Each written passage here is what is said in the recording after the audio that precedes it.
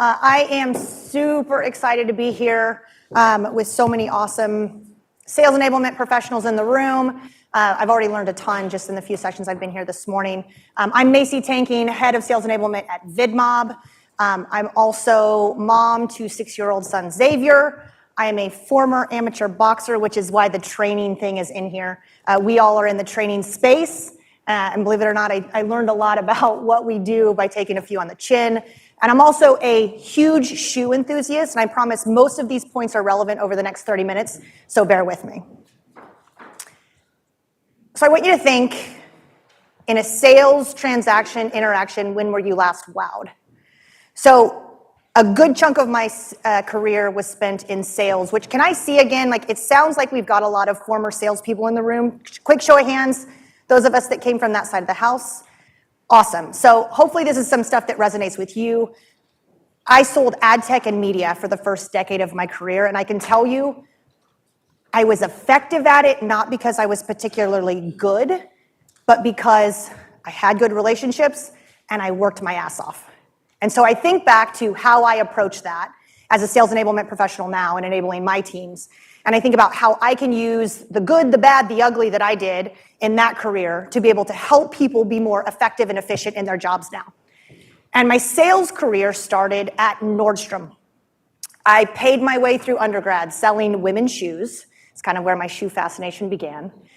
And it was interesting whenever I went into training to be a sales associate at Nordstrom. Training was really pretty simple there. They didn't give us a big binder that had all of the rules of engagement, and these are the policies and all of the things you have to abide by working here at Nordstrom. Instead, everybody in the room got this little card that had 4 words on it. Use your best judgment. That was their employee policy. Use your best judgment. Now, Nordstrom's known for 2 things: outstanding customer service, at least they were at one point, outstanding customer service and a fairly lax return policy. And there was stories of legend when I worked there of a woman that brought in a set of used car tires, or another woman that brought in a pair of shoes that were 60 years old, and she brought them back because the leather had cracked. And we took them back at Nordstrom. And you think about that, use your best judgment. Nordstrom empowered its employees to get from point A to point B however they saw fit. Now, I realize a lot of us in this room, we work in sectors that we can't always just leave it up to human chance to be able to make the best decision. We've got legalities, we've got policies, we've got privacy issues in place that we have to be maybe a little bit more rigid. But I think that that's a really interesting concept. They allowed their employees to use their own curiosity in their sales roles, to build relationships with clients, and to meet the clients with wherever they were.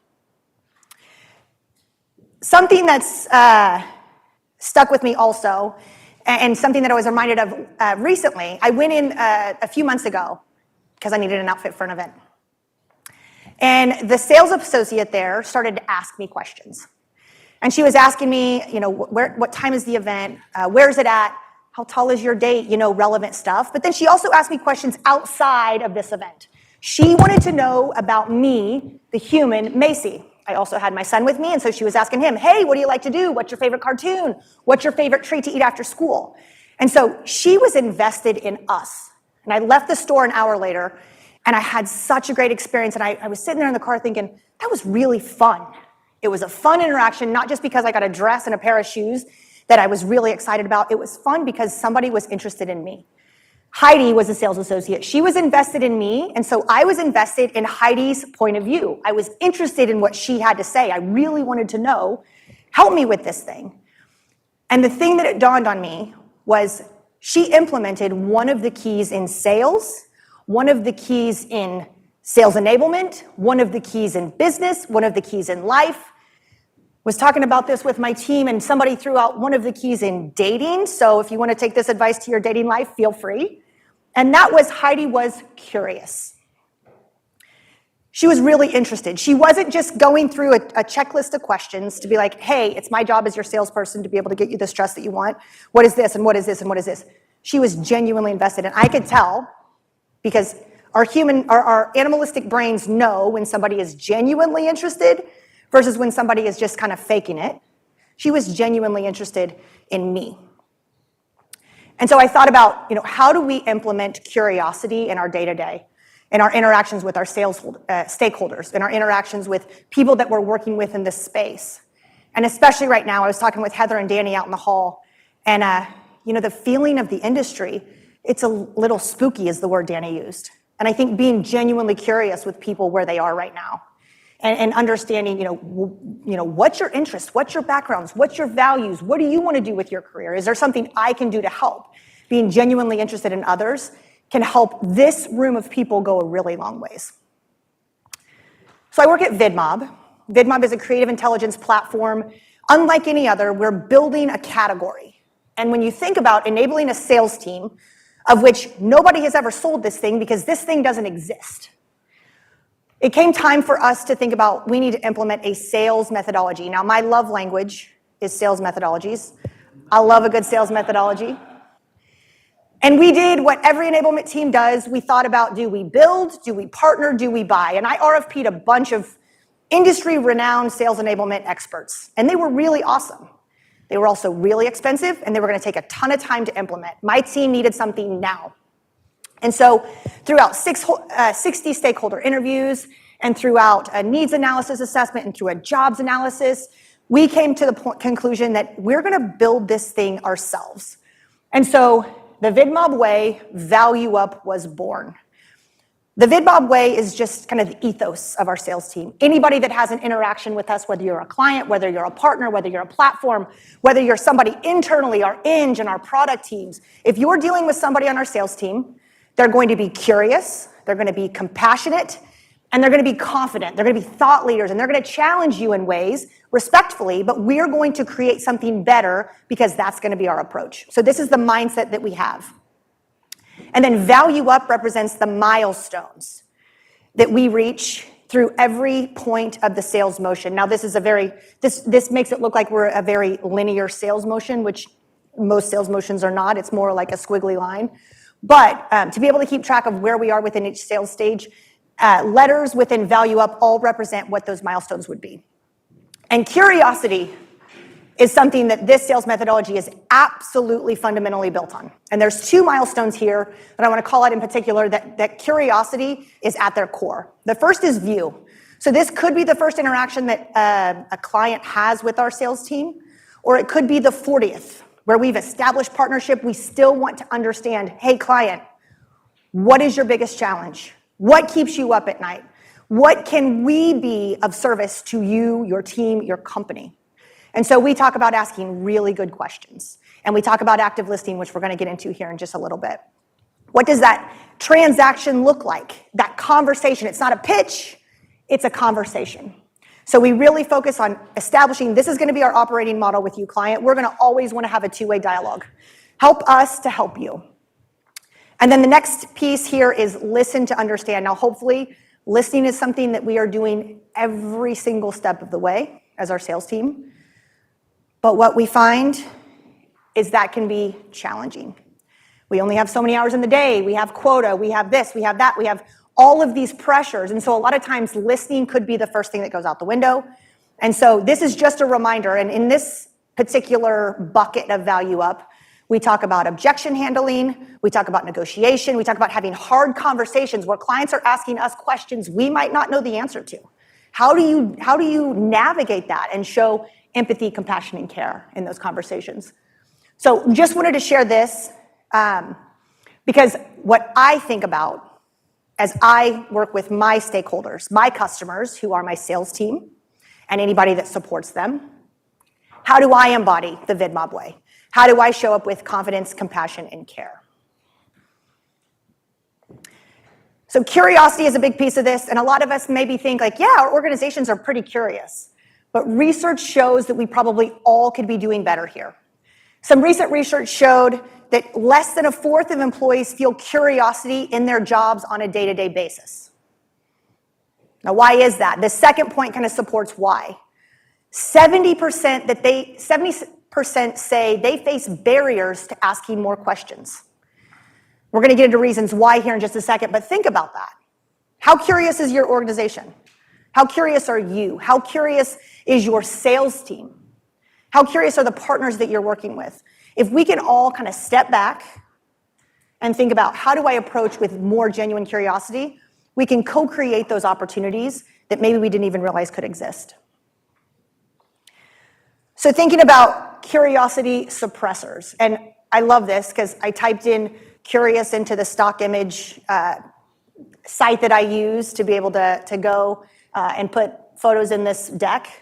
And when I typed in curiosity, what percentage of photos do you think showed up as a young kid? Like 70. It's like, let's take a lesson from my 6-year-old son who asks me questions sometimes and I'm like, I don't know why adults can hear Santa and kids can't. I don't know what the right answer is to that. But he's genuinely curious and he wants to know and he's interested in what I have to say. And so taking a page from kids, how do we limit some of these curiosity suppressors? First is lack of time. We rush because we don't feel like we have enough time to slow down and ask questions. Asking questions and being curious, that feels like not a very productive use of time. It's more productive when we're in implementation, when we're in rolling out programs, when we're in training, when we're in actually like rubber meets the road and we have something to show for it. But what I talk to my sales team about is when we slow down and we spend more time up front in the conversation, being curious, asking questions, understanding what problem are we trying to solve before we go into solutioning, it actually saves us time down the road. So lack of time can be a big one. Lack of trust. This is something that resonates with me. I've been in a few organizations where teams just didn't trust each other. And so sometimes we would hold information close to the vest because we were like, we don't want somebody else to steal our idea, or we don't want somebody else to take what I have and mess it up, whatever it is. And so think about how much trust do you have with yourself and your stakeholders, and how much trust do they have in you? Psychological safety is a big one right now. Now, headlines in the news show people are being fired for challenging leadership or for asking a hard question or for raising up a point that people are like, nope, we don't want to talk about that. We don't want to hear about that from you. That lack of psychological safety is one of the biggest ways to squelch curiosity. Not giving people the ability. We saw 70% of employees don't feel like they can ask questions. It's because of this. We haven't created environments in these organizations sometimes that allow them to be like, you know what, there is no bad question, there is no dumb question.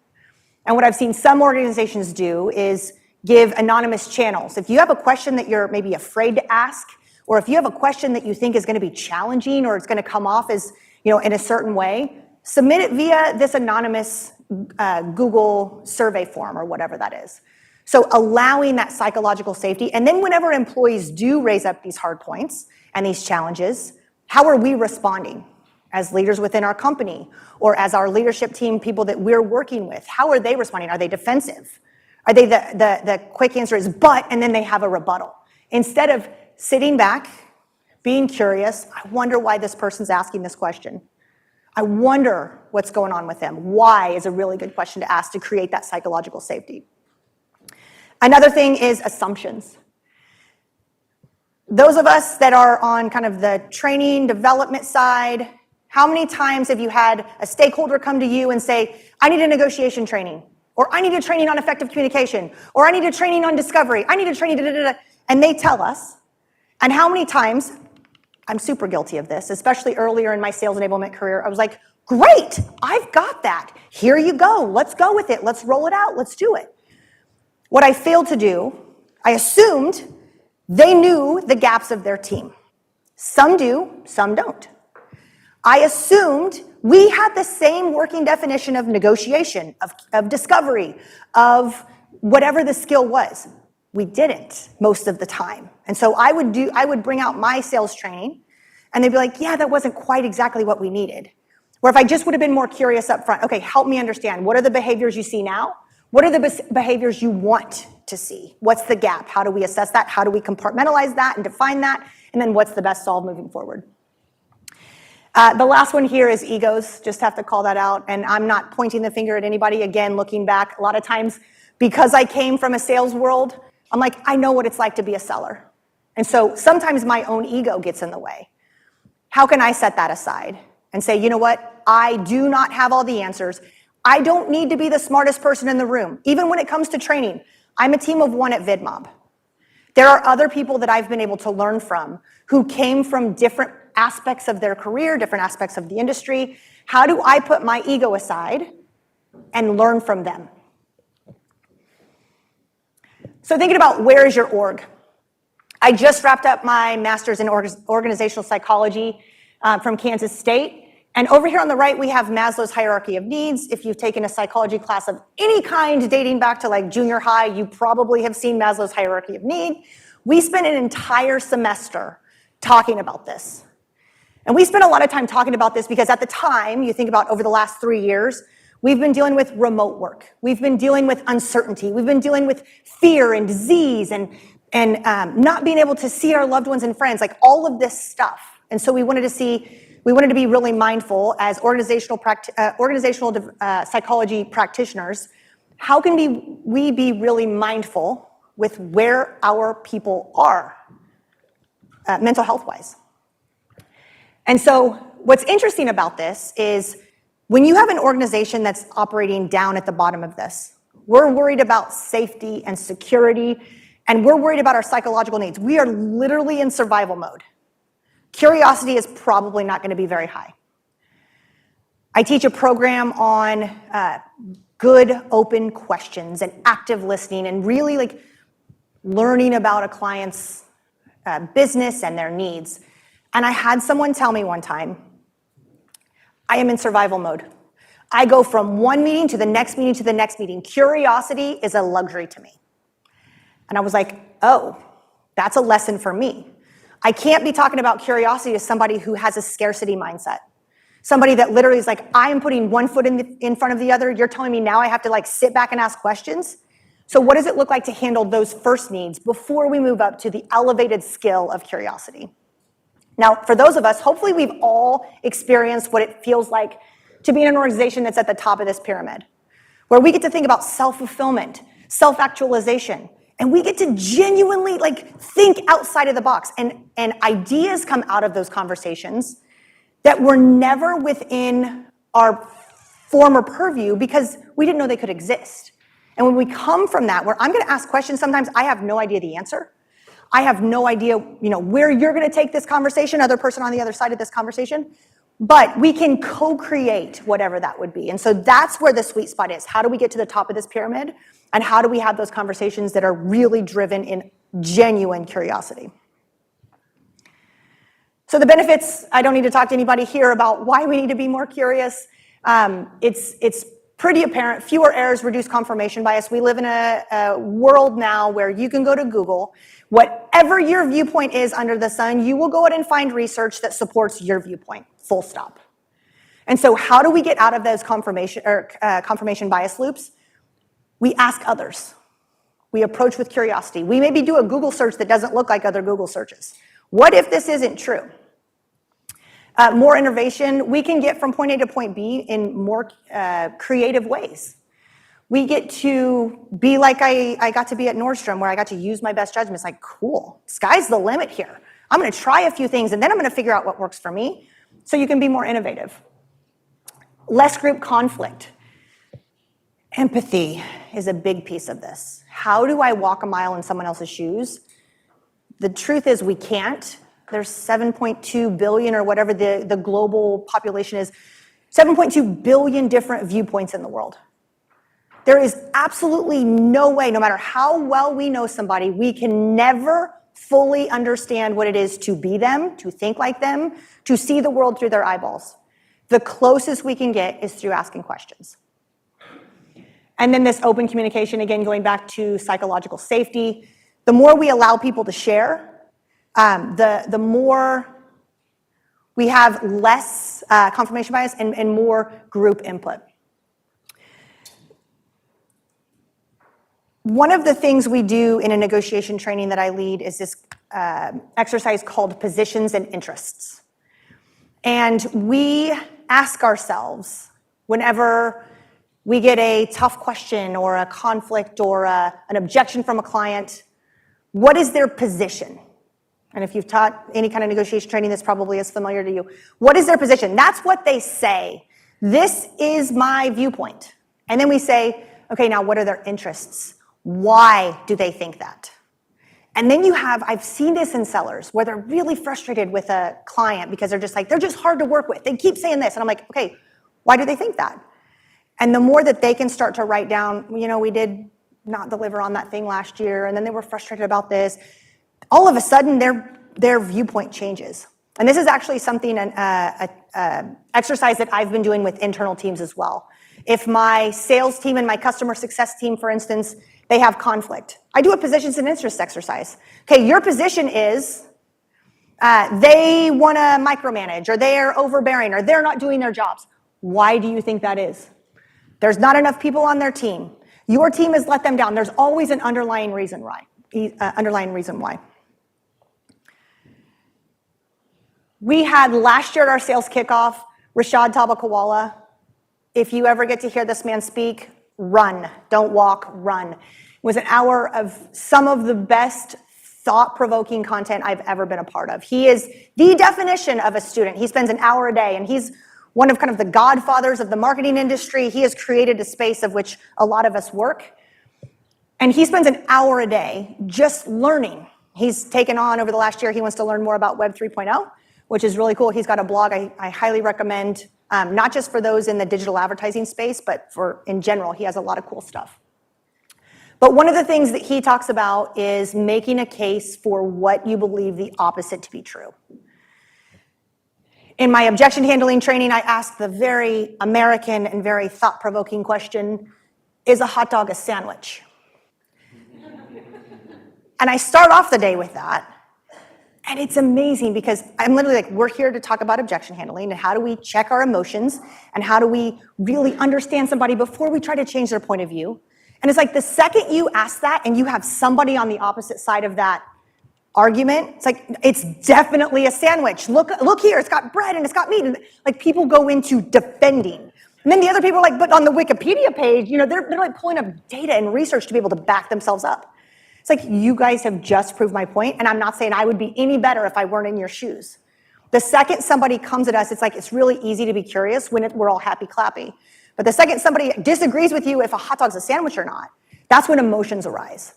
And so forcing yourself, whenever you do get emotional, somebody comes to you within your organization and they're asking, they're critiquing your work, or they're saying this training that you led was not effective, or your team's not doing enough, whatever that is, that hurts. That's personal. That's where my ego jumps in really quickly. But instead, how do we subside, keep those emotions down? And I try to force myself to ask a question, and I try to ask myself, what if the opposite of what I believe is true? What if my training wasn't that effective? What if my team's not doing enough? What if I am missing the mark? So I'm going to try not to spend too long on this slide because this is my favorite stuff ever. But 3 requirements of curiosity, and these are the things that we talk about just within communication. And this is something that I've talked to not only my sales team about, but my product team, my marketing team, our founders, our leadership team. These are the things that we need to be able to not only show curiosity, but to be genuinely curious. The first is thought-provoking questions. And we talk about short, open, research-based questions where we're coming in with no assumptions. The questions that kind of lead a horse to water. Don't you think that our sales enablement team did some really good stuff this year? There's only one thing to answer there. It's like, sure. Instead of, what can my sales enablement team do to be more effective next year?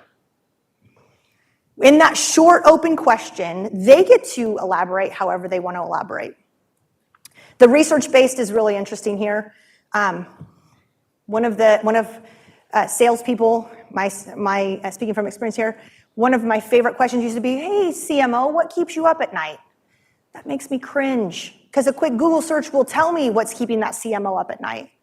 So is there things that we can be researching as we go in to have these conversations with our stakeholders? How do we understand, hey, you know what?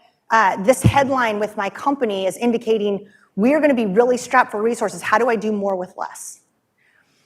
So whatever that is, make sure that you're researching, and you can show in those questions, I'm going to use your time to the best of my ability. I like this picture here because he's looking up and to the left. I've done a little bit of work with Chris Voss, former FBI hostage negotiator. author of Never Split the Difference. And he's talking about body language. When you're looking up and to the left, you're accessing files in your brain to be able to that's an interesting thing. When you're looking up and to the right, you tend to be making stuff up. So I don't know if that's a good lie detection or not, but I like this one because he is looking up and to the left. He's trying to think, I've never thought about that before. The next piece is active listening. Now, there's one thing that gets in the way of this more than anything else. I literally am up here for 30 minutes, and this is going to be the one thing that I brought up here on stage. This needs to be within reaching distance at all times. Our phones. There was some research, and this was even before cell phones were this inhibitor of good communication and good curiosity, a curiosity exchange between two people. And they said, our hands, and this goes back to caveman days, our hands are a good way to build trust. And it's something that I've tried to keep in mind with virtual trainings. They said, keep your waist up and use your hands, because our caveman brain, again, our brains are wired for survival, not wired for happiness, unfortunately. Our caveman brain is saying, I can't see your hands. Do you have a spear behind your back? Do you have a rock? Are you going to kill me? What are you going to do with those? But instead, if we can show our hands, and we can use nonverbal cues with them in a non-threatening way, it's a really good way to get that trust and to get that buy-in and to show them, hey, I'm here for you. This is the most important thing on my agenda. This last thing, I love this concept of strong beliefs loosely held. I like the concept of this spider web. There was some research that was done here in the last couple of years that they found spider webs are actually one of nature's strongest natural substances. And if they were as big as us, it would be 5 times stronger than steel. There's a lot of research that goes into it. I'm not a scientist, but just trust me on that. If you want to know that, go Google it.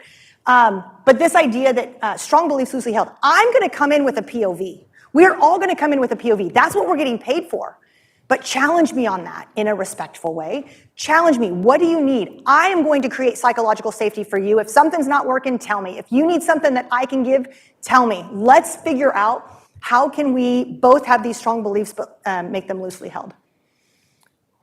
One thing that I think that's really interesting when I think about training my sales team, this idea of curiosity, no matter where I've been in sales enablement, big companies, and now I'm in a small company, this concept seems to be one of the harder ones for them to really, really embody and implement. And I can tell you as a salesperson, it was hard for me because you can't rehearse this. I can rehearse a 30-minute pitch where I go into a client, and that's what I did as a salesperson. I would go in and talk for 29 minutes, and at the end, with 30 seconds left, I'd be like, do you have any questions? Nope, great. I would give high fives on the way out of there, and I was like, nailed it. I got nothing out of that interaction, and they probably didn't either, because average attention span is about 3 minutes long. So when I think about in training, how can I mix up the modality, make sure that I'm changing things up every 3 minutes? If it's a video, if it's asking a question to the crowd, if it's having somebody else speak, if it's a different slide, whatever it is, every 3 minutes, make sure that we have that interaction.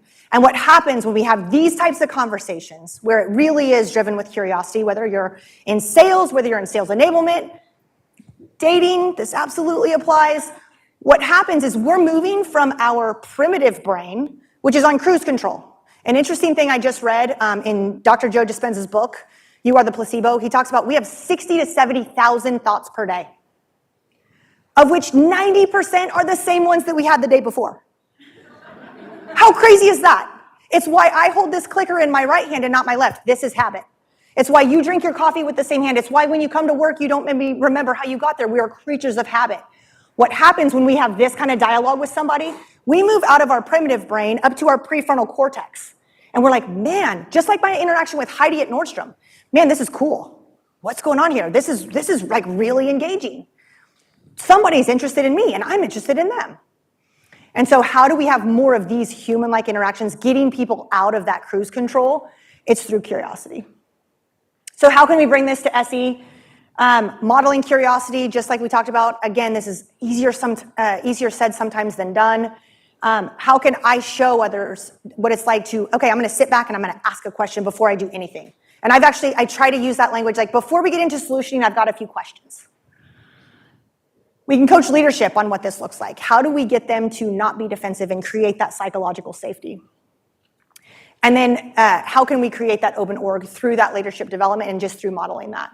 Access to exploring, this is just giving people the option to go out and learn new things. And remember, make this invited, not sanctioned. And then last thing, hire for it. I heard a few of you are hiring. I know quite a few sales enablement professionals that are amazing that are looking for jobs, so I want to make sure that I connect with you all. But asking, as people are coming in to interview, what questions are they asking us? Are they curious? Are they going to have a strong belief loosely held? Or are they going to come in and be like, I know how it's done. Watch this. So questions for stakeholders that I like to use. What's your biggest challenge right now? I heard somebody mention Menti. It might have been Danny in the last panel. Mentimeter, where it's anonymous. I can ask, like, what's your biggest challenge right now? And I get everything from Salesforce operations suck to I am working too many hours. I'm burned out. I am really, really struggling right now. So they can be really real and authentic in those questions. The question of why, and if you take nothing else out of my 30 minutes here, tell me more. These are the best 3 words possible in developing a creative, curious culture. You don't know what question to ask? Somebody says something, tell me more about that. Guess what they're gonna do? They're gonna tell you more. And this helps us to answer the question, what problem am I trying to solve? This is what I challenge my sales team to do. What problem are you trying to solve? Instead of, I'm gonna go push a product, I'm gonna go push a solution, what problem do they have that we can uniquely solve? And then categorizing what those data inputs would be into the skill, will, hill buckets. Of course, we're responsible here for the skill. But what's interesting is what's happening within will and hill is also gonna impact our ability. Again, for us to be able to get to the top of that triangle within an organization and get people to grow and learn new skills, we have to ask ourselves, okay, well, what's getting in the way with disposition, inclination, and enthusiasm for them to be able to do their jobs? What's in the keeping them in terms of hurdles, roadblocks, and obstacles that would prevent them from learning the skills that we want to have with them?